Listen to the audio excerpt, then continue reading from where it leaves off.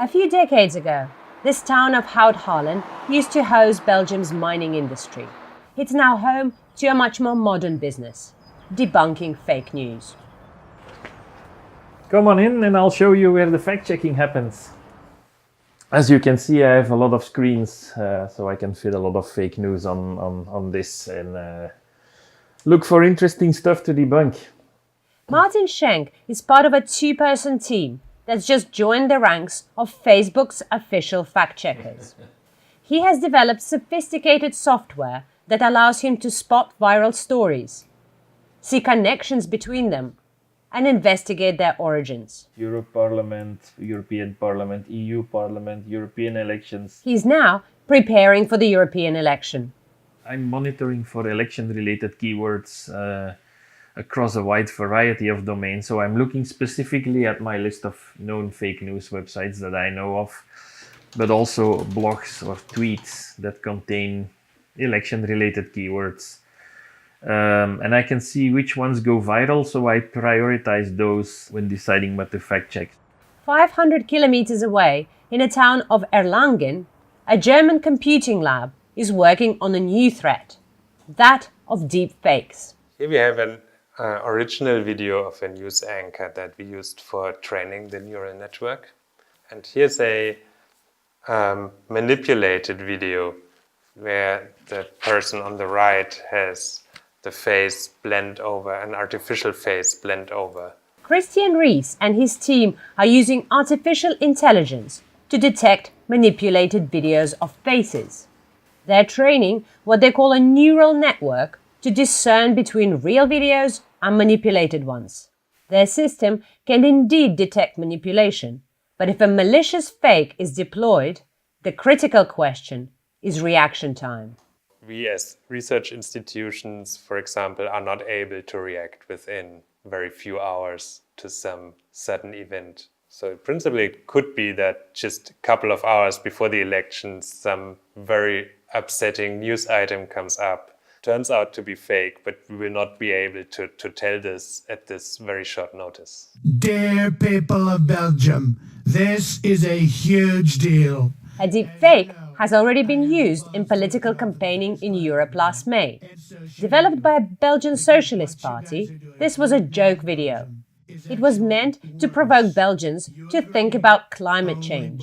Their party made it abundantly clear that this was a spoof.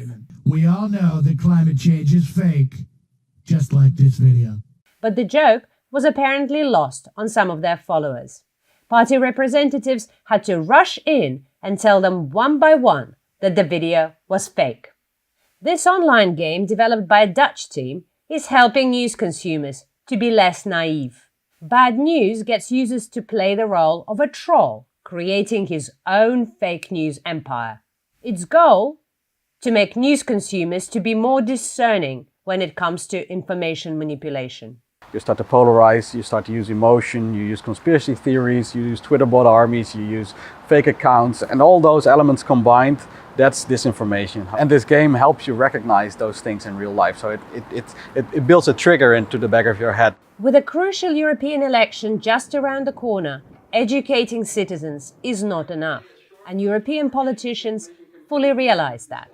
Criticize politicians or get mad at a foreign country. Foreign country it is. At this event, aside from playing the game, officials have been devising plans to improve the transparency of platforms like Facebook and Twitter. Their potential role in swaying the public opinion has come into sharp focus at the European Parliament too. The main question I have is, what is the impact of business models like that of Facebook and Google that are really steered by selling ads?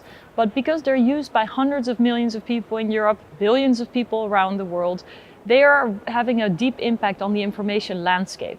And there are people who are very good at manipulating this landscape. The European election, in fact, consists of 27 or maybe 28 national elections, taking place over 4 days in May.